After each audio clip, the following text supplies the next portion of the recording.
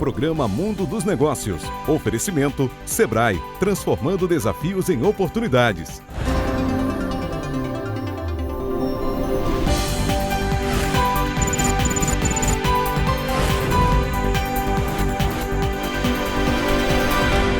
Olá, bom dia! Estamos começando agora mais um programa Mundo dos Negócios. Como você bem sabe, todos os domingos nós trazemos as experiências de sucesso aqui no estado. Hoje a experiência de sucesso nosso é um norte rio-grandense que se projetou e que foi para fora daqui, foi empreender fora. A gente recebe aqui um convidado muito especial, que é um exemplo de talento, de coragem e de visão empreendedora. Como norte rio-grandense de nascimento, mas que conquistou São Paulo com o trabalho dele. Eu gosto de falar dessa forma de que conquistou, porque as pessoas têm sempre aqui, ele foi para lá e arranjou um cantinho. Eu não gosto desse negócio de cantinho, não sei o que. Não, conquistou porque se estabeleceu. É difícil no Brasil você fazer uma empresa e estabelecer aonde quiser. Você imagine, você sai de Natal como um jornalista, como um escritor, vai para São Paulo, trabalha em revistas, trabalha em veículos de comunicação, e aí você um belo dia, vou abrir um restaurante. E vou abrir um restaurante de comida regional, de comida nordestina, de comida do Seridó, a comida típica da nossa, a culinária do sertão. Tem que ter coragem, tem que ter competência, tem que ter conhecimento técnico e tem que ter, sobretudo, uma coisa fundamental, arrojo. O arrojo que é necessário para o empreendedor, quando ele está no ambiente dele, ele é necessário em dobro quando ele está num ambiente que não é originalmente o ambiente dele. Eu estou falando hoje de Rodrigo Levino, do restaurante Jesuíno Brilhante, que é esse jornalista que eu falei, que transformou sua paixão pela gastronomia em negócio de sucesso, levando sabor, identidade e criatividade para a mesa dos paulistanos e dos nordestinos que lá vão, né? Rodrigo é um empreendedor que carrega consigo o orgulho das raízes potiguares e mostra como é possível sonhar grande e realizar ainda mais. Meu amigo Rodrigo Levino, satisfação grande tê-lo aqui. Prazer imenso, ainda mais depois dessa introdução toda, fiquei até emocionado, porque... Mas não é? É muita luta, de fato, né? Pois é. É preciso coragem. Pois é, quando você saiu daqui, o seu cabelo era preto e a barba também. Já estão aí todos... 20 anos depois. Pois é, 20 quase anos 20 depois. anos depois, 18 anos. Pois é, aí é uma qualidade de comida.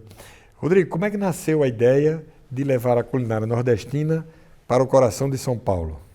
Gente, como você falou, eu trabalhei durante mais de 10 anos, quase 12 anos como jornalista e saí daqui em 2008, fui trabalhar como jornalista em São Paulo, trabalhei em vários veículos grandes, né? Trabalhei na Playboy, na Folha de São Paulo, trabalhei no Portal da Veja.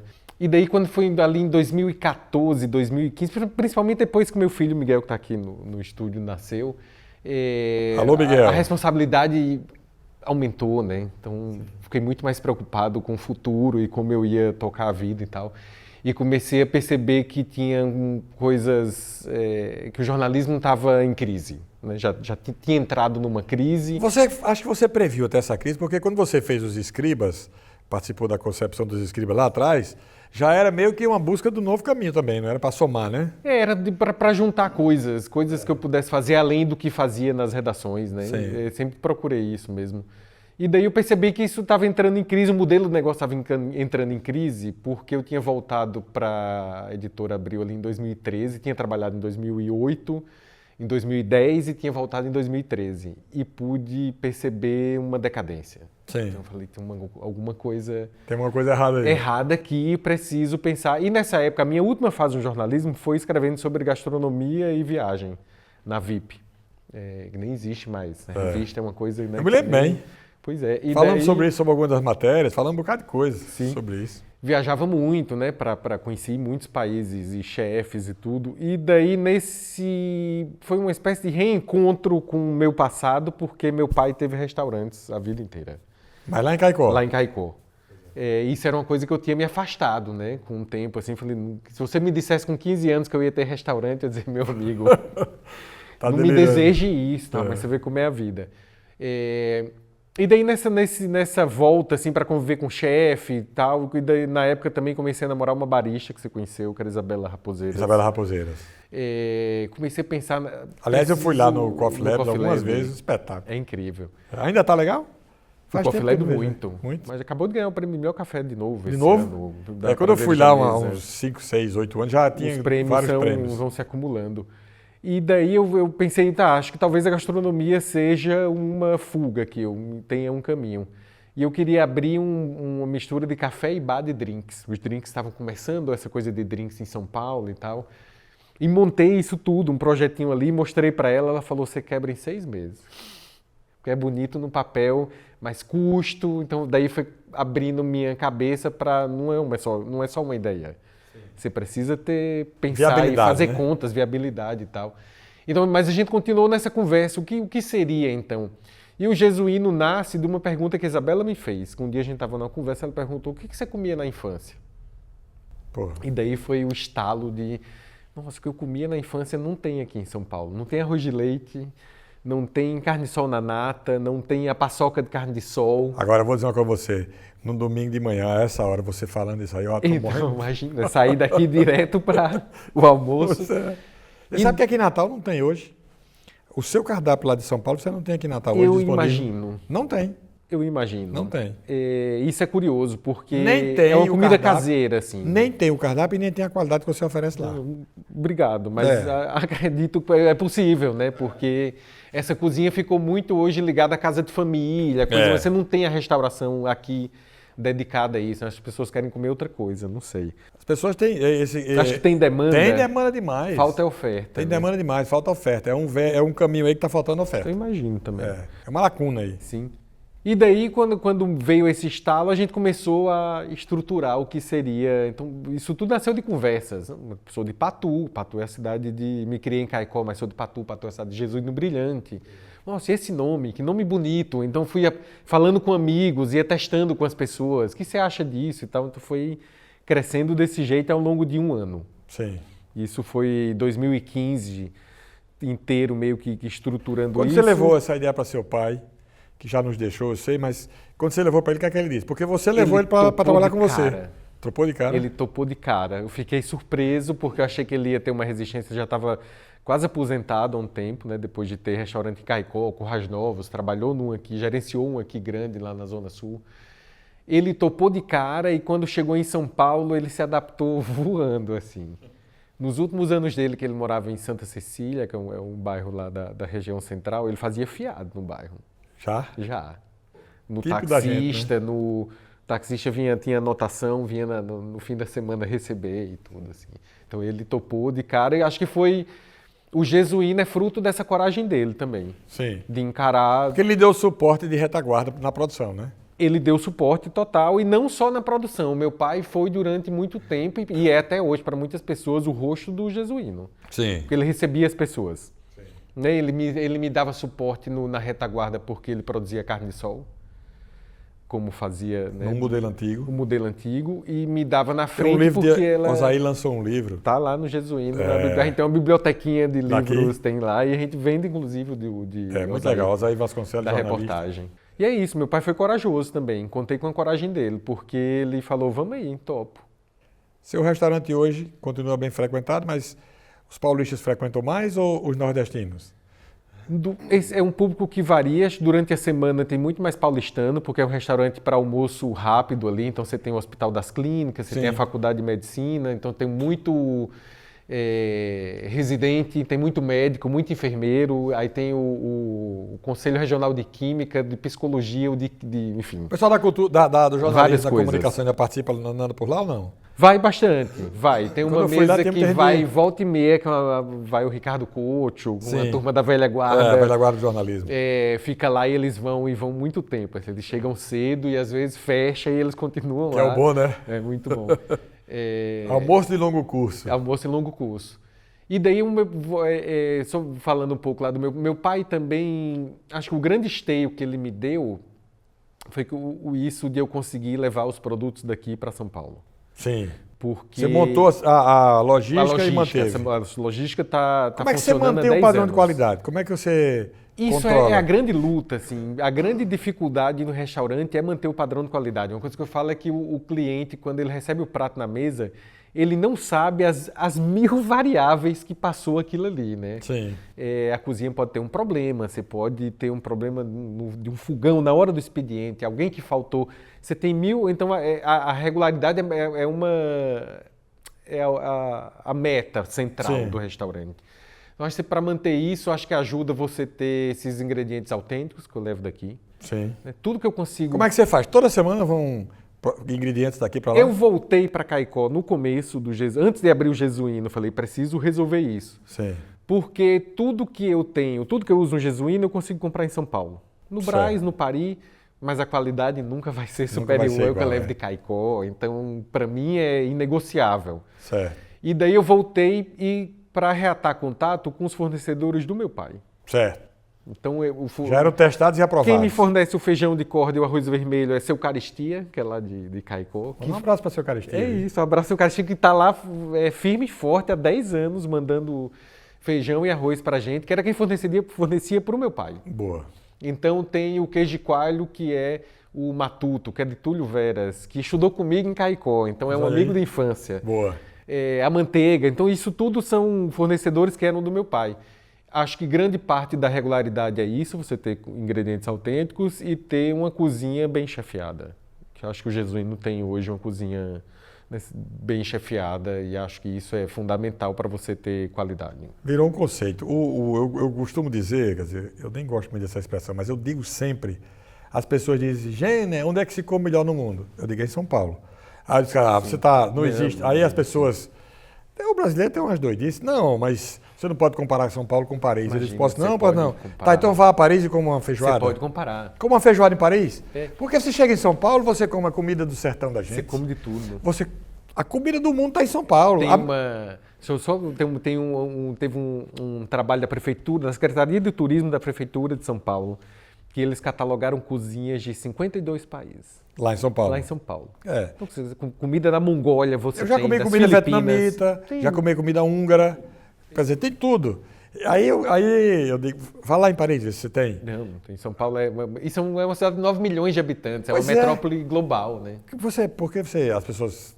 Não, porque Paris, porque você quer outros lugares. Aí eu disse, você conhece algum lugar do mundo que tem a churrascaria com padrão de qualidade da carne e o sabor que tem em São Paulo? Nenhum lugar tem. Eu estou falando feijoada, porque é só para poder encerrar o assunto, né? Sim. Mas essa variedade de comidas, eu acho que São Paulo... de comidas do Nordeste, que essa coisa você tem várias cozinhas de várias regiões. É. Né? O pessoal que é do Ceará, que é do Pernambuco, essas receitas mudam entre si ali na verdade. cidade, né? Eu queria saber de você quais foram os maiores desafios que você enfrentou para empreender no Brasil, especialmente no setor de gastronomia e em São Paulo. Mas essa pergunta você vai responder na volta. Fechado. Nós vamos fazer um breve intervalo e voltamos já.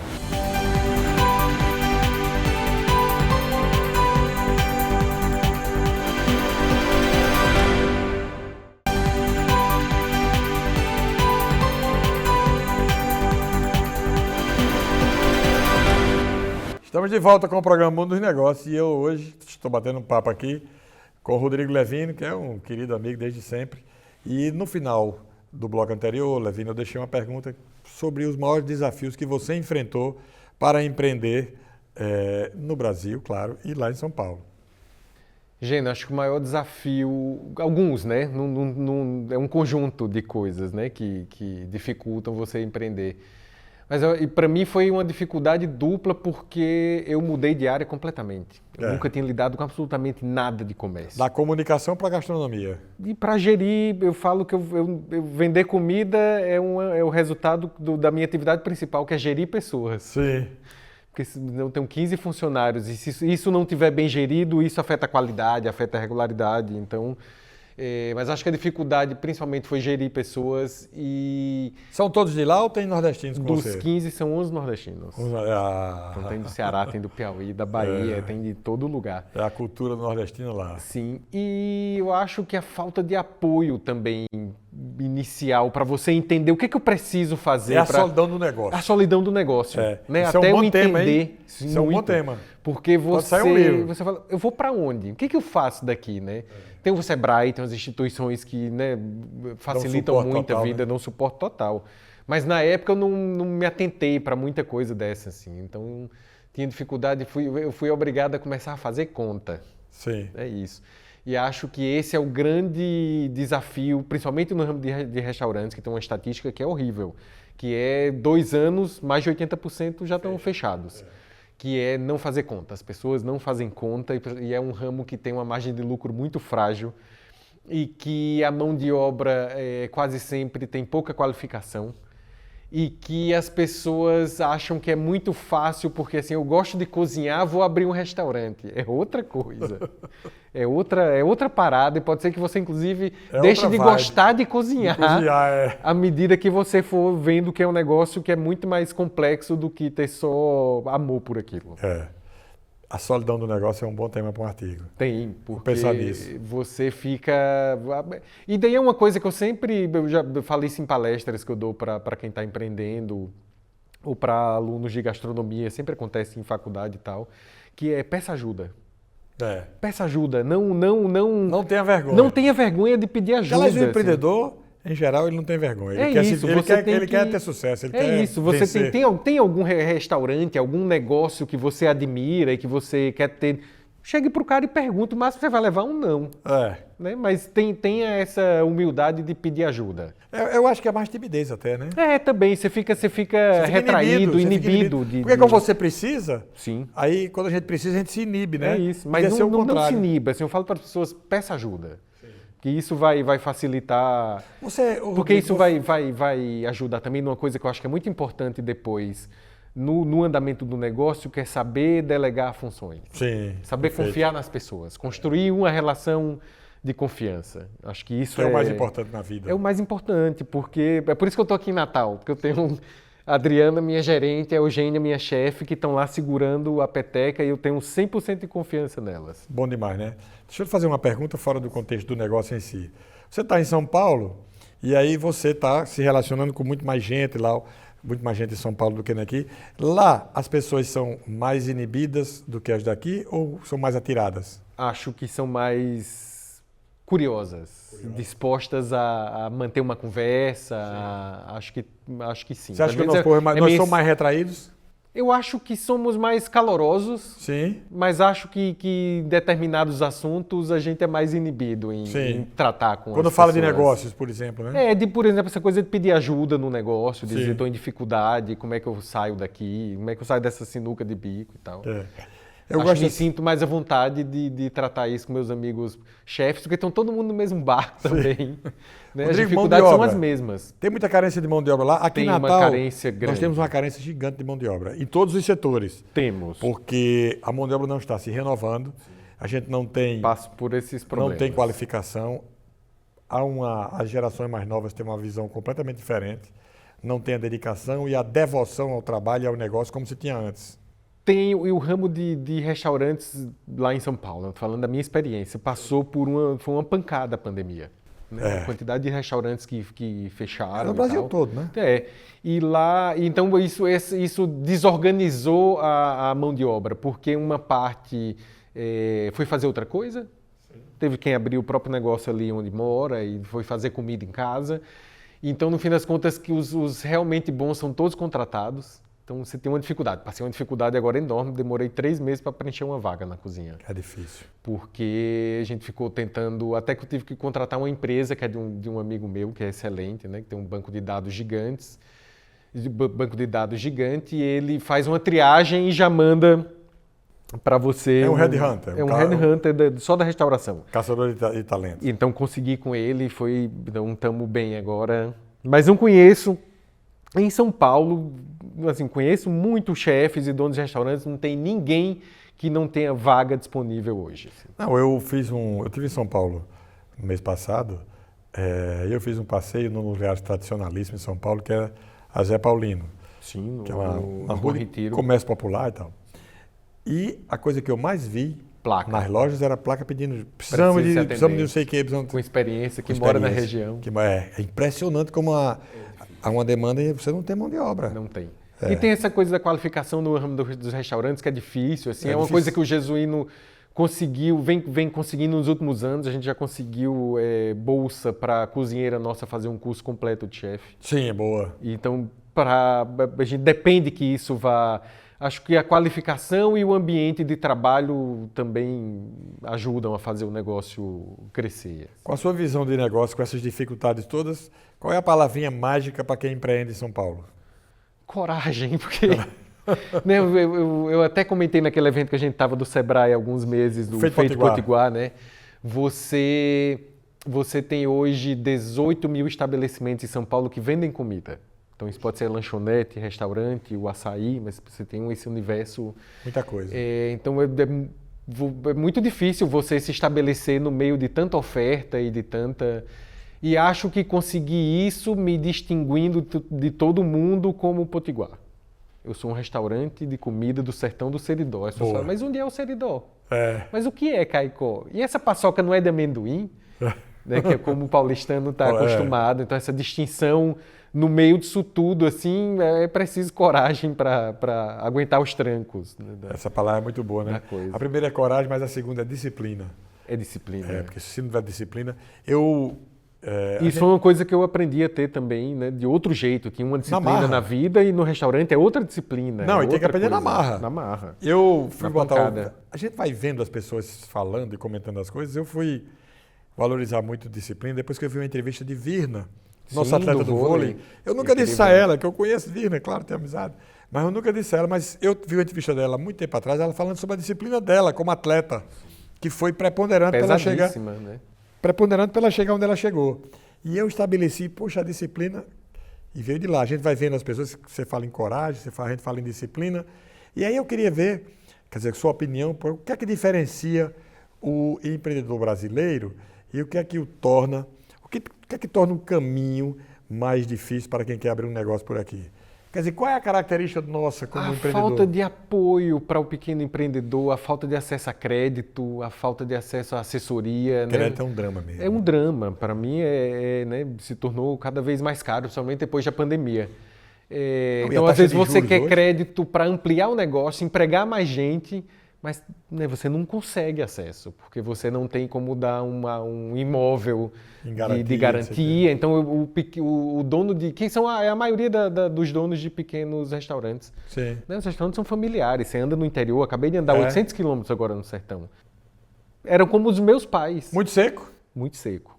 Muito seco. Uma seca, fiquei pesaroso, assim, com a dificuldade das pessoas de alimentar o gado. 6 meses mudou completamente. Muito. Então é isso, você vê os restaurantes familiares, né? A pessoa é o vizinho que trabalha junto e tal. Falta apoio para essas pessoas desenvolverem melhor e se qualificarem. Sim. Acho que isso é a grande dificuldade. O Jesuíno Brilhante é um sucesso em São Paulo. A que você atribui esse sucesso? Eu acho que uma confluência de coisas também. Acho que sorte. Você acha que sorte? Acho que sorte. Não é porque você pegou uma lacuna no mercado? Acho que também, mas acho que é o momento certo. Eu lembro que quando eu estava abrindo o Jesuíno, a gente estava num período de crise econômica, era 2015, 2016. Crise ruim pesada. Período, foi péssimo. Né? Então, vi restaurantes fechando na época e tal. E daí eu tinha na minha cabeça, eu lembro muito que uma vez, inclusive tivemos essa discussão, que eu fiz um folheto quando abri o Jesuíno e mandei para você, falei, o que você acha, Gêner? Sim. E tinha comida boa e barata, e você falou, tira o barata, porque talvez você não consiga manter, e foi um bom conselho, assim, porque o comida boa atraiu muito mais. Mas, porque o bom normalmente não é barato. É isso, mas aí acho que isso é um motivo de ter me firmado lá, que é conseguir uma boa relação custo-benefício. Sim. Então a gente já concorreu no prêmio da Veja São Paulo, na categoria Bom e Barato. Concorremos esse ano, no começo do ano, na Prazeres da Mesa, com o Mocotó. Sim. Que é outro clássico nordestino, né? Na categoria Bom e Barato. Estamos concorrendo no prêmio do UOL, do Nossa, também na categoria Bom e Barato, junto com o Mocotó de novo, com o Mapu, que é um taiwanês e tal. Então acho que conseguimos fazer essa relação custo-benefício valer a pena para o consumidor numa cidade em que é tudo muito caro. São Paulo é absurdamente caro. É absurdamente caro. Eu falo que a gente vive em euro. Na zona oeste de São Paulo, no centro expandido. Rodrigo, São Paulo é mais caro que Lisboa. Eu acho também. Se você comer... Se você vê essa relação proporcional, principalmente de alimentação, você come bem num restaurante bom em Lisboa com 30 euros. Sim. Tá certo? Se você fizer a conversão, que eu não gosto de fazer. Vai dar 150, 170 reais. 170, 180. Num restaurante top em São Paulo é 300, 400 Você não pau. come com 180 reais, é isso. É complicado isso. Então acho que acho que isso também ser uma opção de comida muito boa, bem feita, que é distinta das demais e que tem uma relação custo-benefício. Com relação a Lisboa, só uma ressalva, eu não estou me referindo a restaurante estrelado, não. Não, sim. Estou me referindo a restaurante bom. Restaurante bom. Porque esse restaurante de bairro e tal, se você for comer... Tem um amigo nosso lá em Lisboa, que é uma figuraça, que ele tem um restaurante que os pratos que ele oferece lá são característicos por países que falam a língua portuguesa. É figuraça. Ele já esteve aqui em Natal recentemente. E são restaurantes com a comida espetacular, com um preço justíssimo. Que é um caso como o seu, né? Sim, é isso. O que eu pensava, a gente precisa nicho, ter um né? preço justo. É um nicho de mercado diferente. Sim. E o que é que significa para você ver clientes paulistanos e de todo o Brasil se encantando com os pratos que remetem às raízes potiguares? Muito, significa muito, assim. Eu estou pensando aqui em vários clientes, principalmente eu acho que a pandemia aproximou muito os clientes do Jesuíno, né? E cansei de ouvir depoimentos depois que era assim, eu tinha uma saída por semana, que tinha comorbidade, e eu ia no Jesuíno pegar o almoço, era a minha alegria. Sim.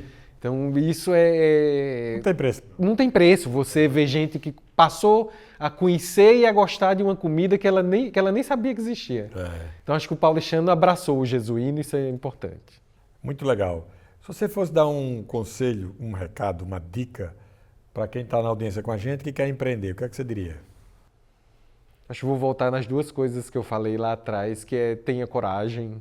Acho que é preciso coragem. Ter uma ideia, levanta daí e ter vá uma atrás. ideia, estruturar a ideia, fazer conta, fazer muita conta. Entender se aquilo é viável para além do sonho e da necessidade. Perfeito. Porque daí você vai ajustando, né, para o que você pode, para o que o negócio pede.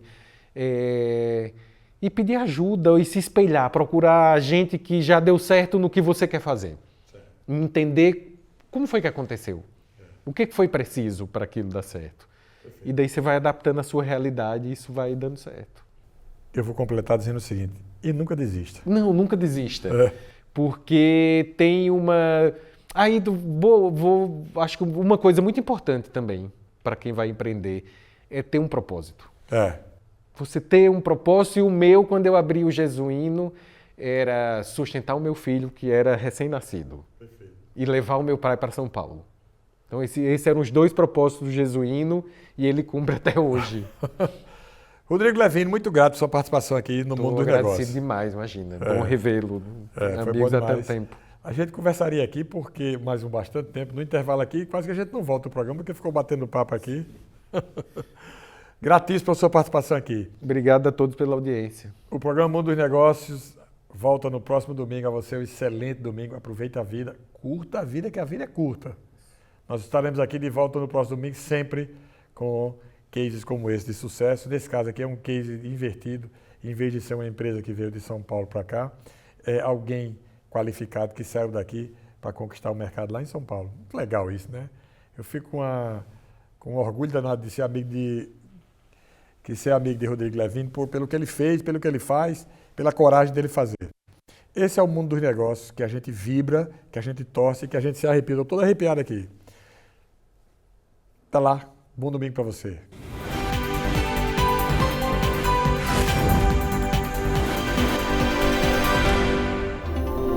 Programa Mundo dos Negócios. Oferecimento Sebrae, transformando desafios em oportunidades.